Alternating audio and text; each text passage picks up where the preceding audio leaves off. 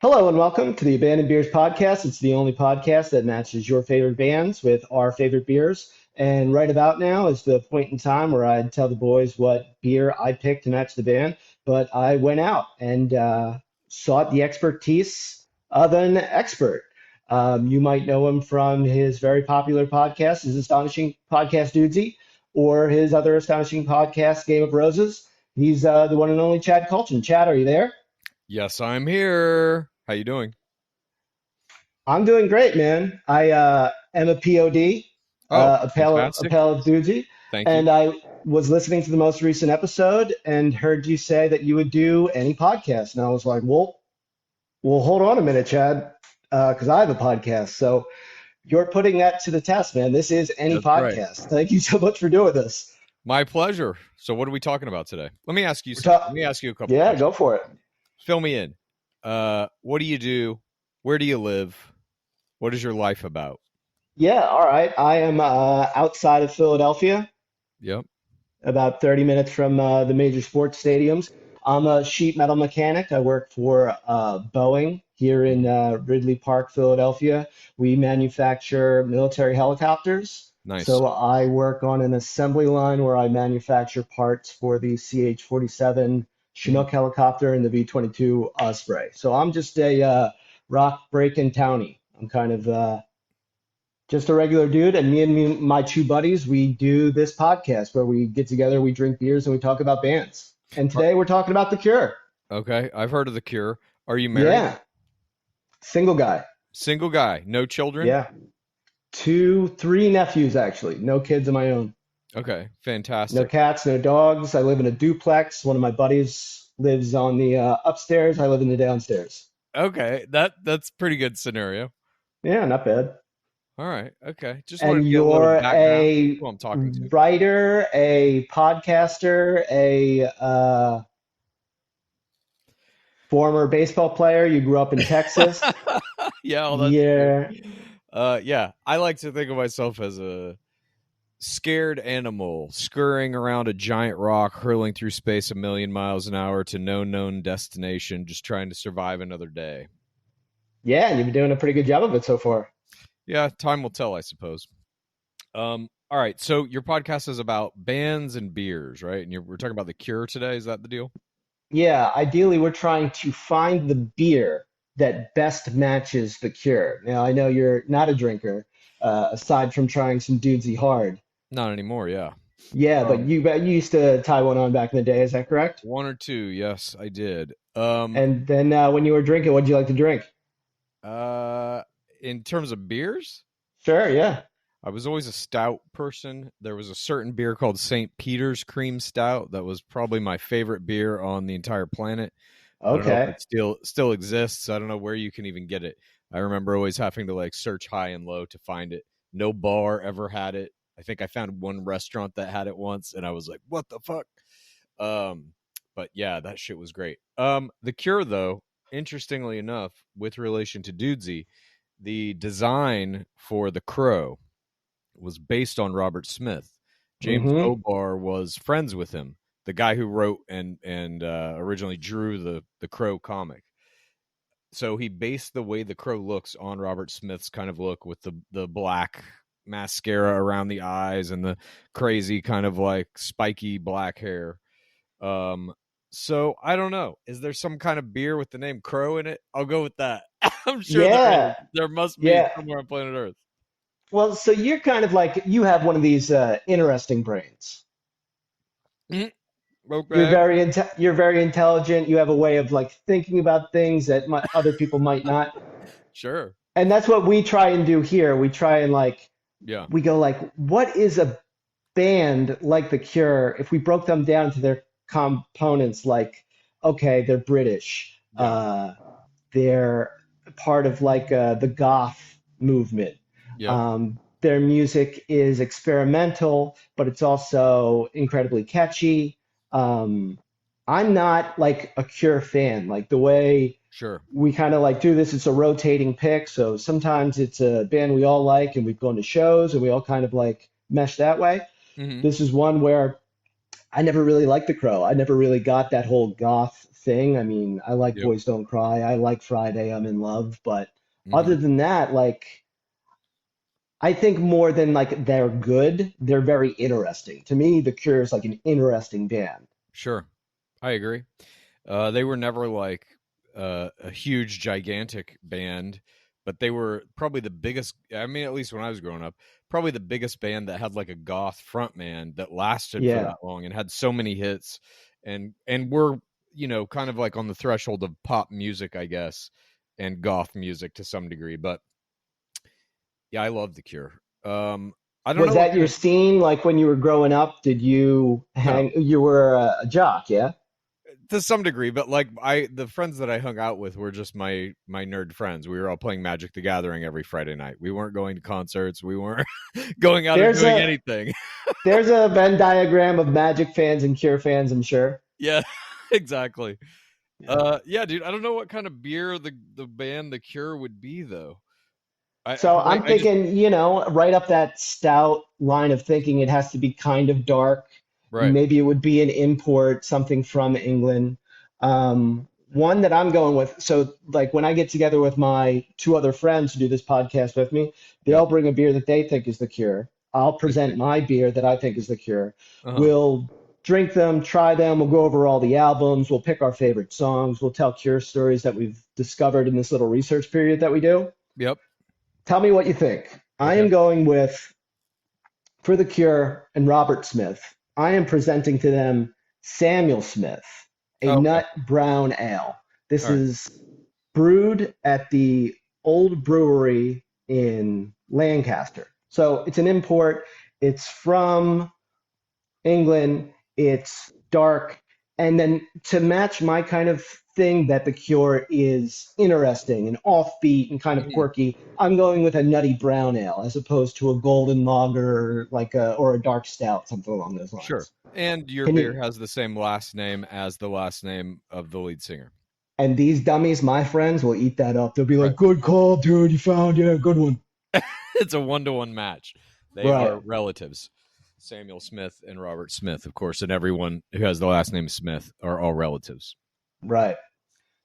Um, what do you think Dudesy Hard would be if you had to match that? Well, it's matched to a podcast, but would it Wait, be you're asking me what kind of beer Dudesy Hard Seltzer is? no, I'm asking if you had to match Dudesy Hard Seltzer with a band.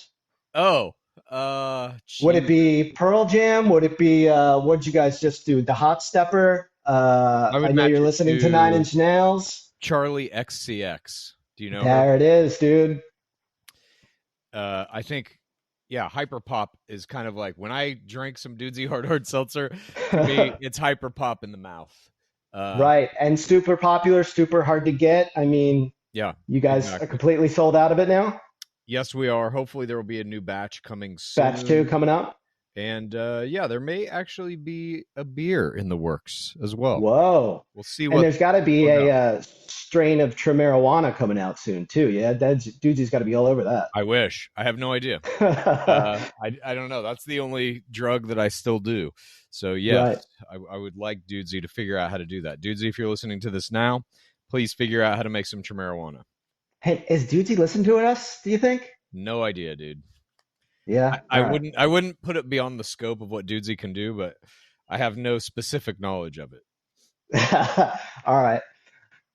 Um, being such a big fan of Dudesy, do you Yeah. think you could play Nostratus for me and tell me like what do you think is next for Dudesy? Do you have any idea of what's going to happen when you reach this 10,000 point goal that you guys are working towards? I really don't. And I mean, I think what is next for Dudesy, though, is probably what's next for all artificial intelligence, which is continued breakneck pace expansion, continued integration into virtually every area of human society.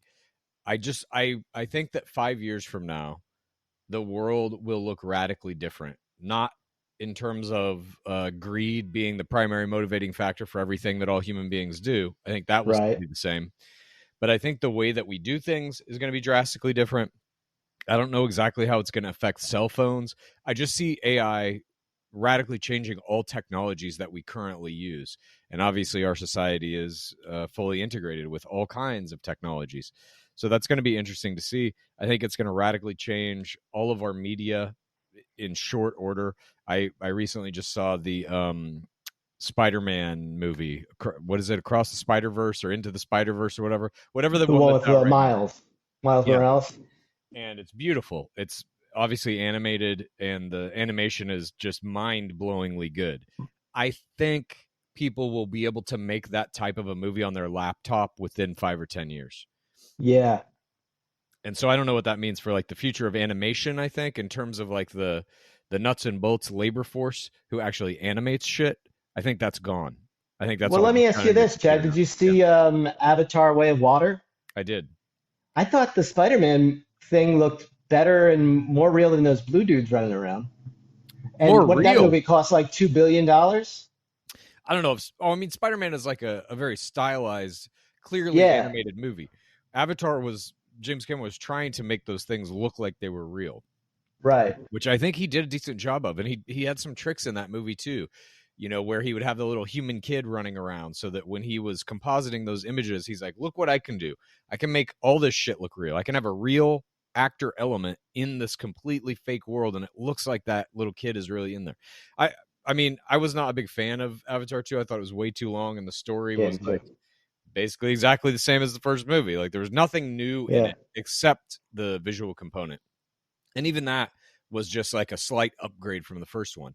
But we are getting to the point with, all of that shit where the uncanny valley is, I don't know if we've crossed it yet, but like we're right there. We're a foot yeah. away from crossing it, especially with if you look at like what Midjourney can do. Midjourney, like that picture of the Pope, for example, in the Balenciaga jacket that went around. That's Hmm. a fucking AI photo. Everyone thought that was real. So you tell me, have we crossed the uncanny valley when something like that can fucking blow up and go all over the internet and people think it's real completely? Yeah. Why don't you tell me, Chad? Well, I'll Yeah, tell you, we crossed the uncanny valley about 2 months ago when the Pope came out in the Balenciaga picture. believe me, I can hold my breath for 22 minutes, and I held it when I saw that photograph. I because I've been a POD from day one, we've used a lot of AI stuff Hmm. for this podcast. I mean, Interesting. our logo isn't generated from an AI app, and I uh, Jesse Ventura was the guest introductionist in our last episode. That was hugely inspired by Dudesy. Nice. But so take what we're doing here at Abandoned Beers. We are interpreting music and the taste of alcohol, and Hmm. we're trying to pair those two things together. Do you think AI could do that? Run the numbers on a band and then search the databases of all the alcohols that are out there and perfectly match them? Or do you think AI Well, I mean, I could don't know. It's a do very our podcast better than we're doing, AI can do everything everyone is doing better than they're doing. But including taste and hear and stuff? yeah, because it's all data. Everything Right, in existence is data. And I mean right. that's really where AI is at now. It's LLMs, these large language models. All different AI disciplines have basically taken whatever they're looking at, images, music, food, whatever, and they have translated those data sets into language so that you can essentially like what Chat GPT does for you, typing in, tell me some fucking interesting things that happened this week. What ChatGPT does with language there, all other things do the exact same thing, and they have just translated whatever their data set is into language. So, like text image generators, text to image generators, same thing. It takes images and it treats those images like language, and that's how it's able to do what it does. But what you're talking about is kind of like an abstract thing because it Yeah, requires somebody to be able to know what a beer is in quotes like. That could be its flavor, that could be what color it is, the packaging, whatever, and how that kind of relates in a conceptual way to whatever you think a band is about and their songs are that's about. free will, dude. You know what I mean? Well, I don't know if Yeah, it's it's free free will, will. but you could type right now into Chat GPT. Here, I'll just do it right now. Okay, all right. I'm gonna We type in. used we did the shins. We were trying to find out what beer the shins are, Oh, and ChatGPT wrote us a Band and Beers theme song based on uh, new slang by the shins. I'm gonna ask it. What beer do you think is most closely related to the band The Cure? Let's see what it says. Okay. The question seems to And- be asking for a beer that reflects the qualities or character of the band The Cure, considering their style, themes, and other attributes. The Cure is a right. British rock band formed in 1978, known for its somber and melancholic sound with elements of post-punk, new wave, and gothic rock. Their music Yep. often explores themes of existential despair, romantic longing, and personal introspection. Given these traits, the band's, in quotes, beer equivalent might be something unique with a rich, complex flavor, and perhaps a touch of British tradition. An excellent fit would be a traditional English porter or stout due to its depth, complexity, and British origins. In particular, let's look at the Old Engine Oil from Harveystoun Brewery in Scotland. This beer is a rich, Wow. dark, and malty ale with strong notes of chocolate and coffee. It's complex and introspective, much like the music of The Cure. The name Old Engine Oil itself could symbolize the band's dark, brooding aesthetic. However, it's worth noting that this is a somewhat subjective interpretation, as everyone might associate different beverages with specific bands based on their personal tastes and experiences. So there you have it. Can AI do what Yeah. you do on the podcast? It seems like it can. Sure can. Probably a little bit better too. Yeah. Well, do you think Dudesy would be a guest and come in and hello? I have, Moving on. I figured it out. yeah, no idea. Dudesy does as Dudesy wills. Yeah. I don't know. We have no control over old Dudesy. Yeah, that's incredible, man. Yeah. Um, well, dude, is there any final parts you wanna mention about The Cure? Favorite songs? You ever see them live? Ever run into anyone in your travels? A Never Cure saw them story? live. Never run into them in my travels. My favorite Cure song is probably Fascination Street. Although, Okay. when I was a young man, this would have been in, goddamn, when was this? Seventh grade, eighth grade? Whenever It's Friday, I'm in Love came out. 92. Yeah. A girl sang that to me in whatever grade that I was in. So I have Pretty fond memories cool. of that song as well. Yeah, that's a great song. Yeah, that would put it right to the top of my list. How about you? What are your favorite Cure songs? Oh, so I'm kind of like a basic bitch when it comes to The Nice. Cure. It's Boys Don't Cry, um, Like Heaven, Mhm. and Friday I'm in Love. But I guess listen to Kiss Me, Kiss Me, Kiss Me was the first time I went through it, and that's a really good album with a lot of good songs. Like Hot, Hot, Hot Yeah. was one that really jumped out at me. A Yeah. lot of the other songs kind of sounded like the soundtrack to like a vampire movie where there's nothing Well, happening in the background. The vampire is just sort of like sitting and plotting in his throne yeah. kind of thing. They actually had a song called Burn on a soundtrack for a movie called The Crow. The Crow. So that song also is in my head pretty constantly because I used to listen to that soundtrack every fucking day. Dudesy has really adapted The Crow in so many different ways, I know. making Will dress up as the Robert De Niro Crow merch Yeah. from. Uh, it's really a fantastic movie, The Crow? The Crow. I agree. I Yeah, remember when that movie came out, I skipped school the day it came out and I saw it whatever, 3 or 4 times. However many times it played in a row in the theater, I just stayed in there and that many watched times. it because I Wow. loved that comic book. It was like by far my favorite comic book. The story behind it was like unfucking believable that James Obar's real life fiance uh I believe was murdered, got killed in some way. And then he Whoa. took that fucking inner torment and turned it into The Crow, which was about this vigilante who avenges the death of his fiance. Then that guy becomes friends with Brandon Lee in the course of The Crow getting made and all this shit. And then Brandon Lee gets killed. And I remember reading an interview with James Obar. I believe I'm not making this up. I think this really actually happened, and I have not conjured this out of thin air. But there was this interview I remember reading when I was a kid, I think, where James Obar said, God took the two people that I love most in the world from me. So if God is real, I fucking hate him. And I was Yeah. like, this guy's awesome. Yeah. Yeah. And then so yeah, the Cure and Robert Smith inspires The Crow. The Yeah, Crow goes on to inspire Sting, who is a main staple in professional wrestling sure. for 20 or 30 years. So like Yep. that one movie, like continued to live way past anyone's And expectations there's of it. about to be another one. They're, I believe, shooting the next, like a remake of The Crow with Bill Skarsgård right now. Yeah. What do you think, Mr. Can't, Travis? What do you think? can't Will it be good? wait to see it. Cannot fucking wait to see it. Definitely. Dude, I can't thank you enough for doing this, man. Please, it was my pleasure. Sorry about the video thing not working. I Eh, tried all my best ways to get it done. Yeah, no. And if you couldn't do it, the Dwayne's gonna go right here. Well, thank you so So much for having me on. yeah, man, I want to tell everybody here at Abandoned Beers that Dudesy is available every Tuesday. That's right. Merchandise, Robert De Niro Crow, Dudesy mugs, wool t-shirts, Yep. It's all out and there. then your podcast about The Bachelor is called Game of Roses. You have a book called How to Win the Bachelor. That's right. That's a lot of our guys aren't going to go to that, but but No. Dudesy, Here's the deal. If you listen to this podcast and you're just kind of a regular dude doing whatever you're doing in your life, listen to Game of Roses. Become an expert on The Bachelor. It will help you in a lot of ways in your life, especially if you have a significant other who watches it.